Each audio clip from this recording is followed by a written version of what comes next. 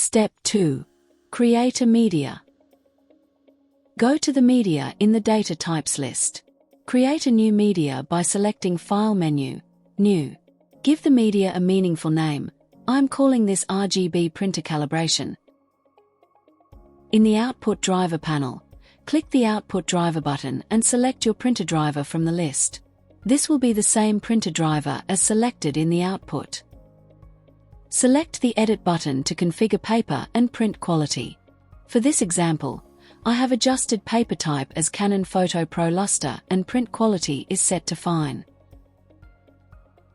Click Accept when finished making any adjustments.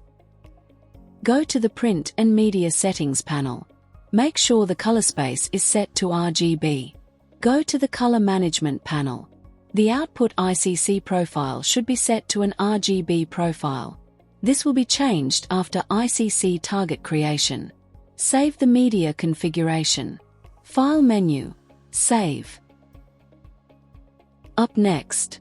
Step 3. Create a job ticket.